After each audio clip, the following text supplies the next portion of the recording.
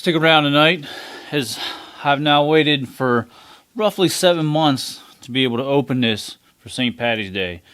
So after opening this last night, I figured today would be a good day to come back and see if it still resonates with me as it did on St. Patty's Day. So stick around for the full review coming up next. Welcome back to BarrelNGrain. Tonight we're going to review Jameson's 18 year. So this one here is, I've been long awaiting to try this one. I've actually been saving this since last year, which is the 2022 edition for this year for St. Patty's Day. So last year I actually didn't get to see this in time for St. Patty's Day, but I did pick it up later on, and I've saved it ever since. So this one here is their Bow Street 18 year cask strength. So by cask strength, this is coming in right around 110.2 proof. So for an Irish whiskey, that's definitely on the high side, as most Irish whiskeys I've had, and most ones you can find in your store shelves usually come in around the 80 proof range. That seems to be their normal thing coming out of Ireland. This box that comes in, you can see it's fully detailed. It's engraved around the whole thing. You can see it's kind of burnt in. This is supposed to go back to the legendary Bow Street original location. They're under the Middleton umbrella, and you can see here everything on it is fully detailed. They have a nice little map going around the whole thing. It's really a nice solid box, as you can hear. And full comes in with, it looks almost like a copper shaded front. Inside, there is a coin inside that's supposed to be able to allow you to go online and actually dive more into how the whiskey is made and the history behind it. But I did also notice this coin is about the same size, fits right over the top of a Glen. Pretty nice. On that note, though, we're not really here to go over the coin. We are here to go over the whiskey. And last night I actually did have some of this for St. Patty's Day. Today I want to come back and review it and see if it still matches up to what I thought it did last night.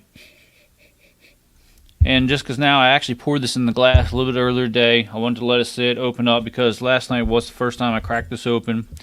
The big thing I did notice on first crack, it is 110 proof, comes off real ethanol-y, but the flavors are still there. You still get the fruits, you still get everything from the Irish whiskey that you would expect.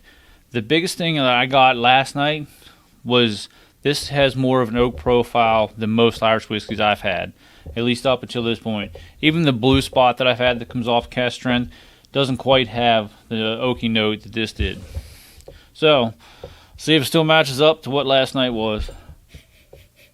So on the nose, still very fruity. Still definitely has the fruit. The toffee is still there. And by toffee, it's almost that little bit of a bready note that I can pick up off of it. Still smells just the way I remember it. But however, the ethanol kind of has died off now that it's actually sitting and opened up, so that's good. Helps take away some of that. Alright, for the palate.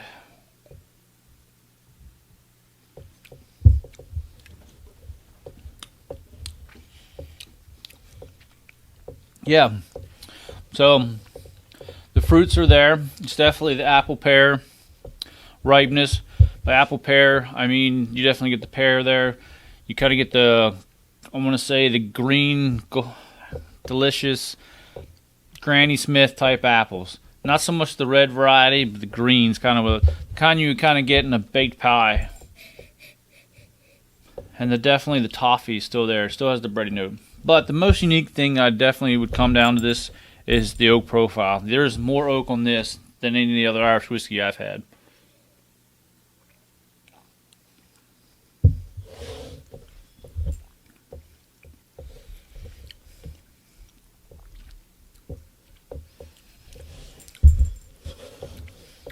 Overall, it does have a decent oily presence on your mouthfeel.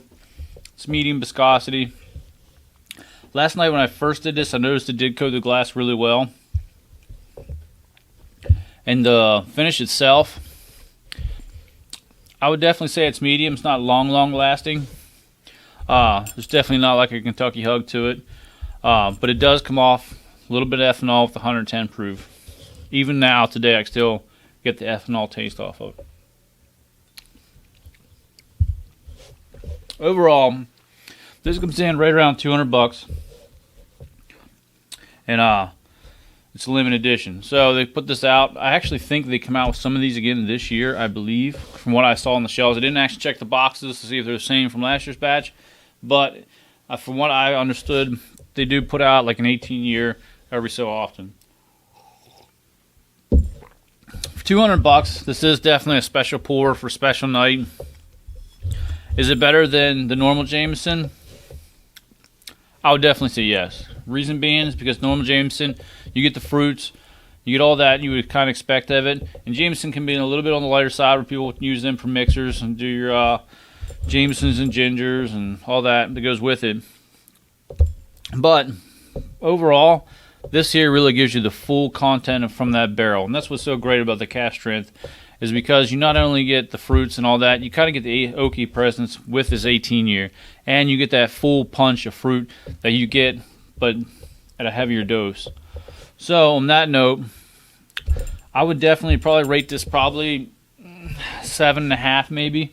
Not the greatest whiskey. Is it worth $200? Probably not. But if you're looking for a special pour, this is definitely great for a special pour, especially on St. Patty's Day. My curious, I've been to kind of see how this holds up. I like to actually put this against the Blue Spot cask strength, and I think, what is the other one? Oh yeah, the Redbreast 12-year. So I actually did see a video just popped up today from Mash and Drum. They actually did the comparison. I haven't yet got to watch it because I kind of want to do it for myself first to see how it goes. But I'm really going to see how it compared with Redbreast 12-year, the Blue Spot 7-year cask strength, and then the Jameson 18-year. I'm curious to see how much the wood oak profile really helps us and taste the way it does. But on that note, that's my review for today. Hope you enjoy. Hope everybody had a great St. Patty's Day. And if you do get the opportunity to try it, it's definitely worth trying. I would definitely try it. Would I pay $200 if you don't have the money to go through $200 at just a bottle? There's definitely better stuff out there. The Redbreast cask strength, up until now, has been one of my favorites. The Blue Spot, I thought was great. It was amazing. But that one still comes in around $120 to $150, depending on your area. But if you're looking for something for a little more oak profile, this is the ticket, and this is still a special great pour. But until then, like, comment, subscribe, and keep hunting.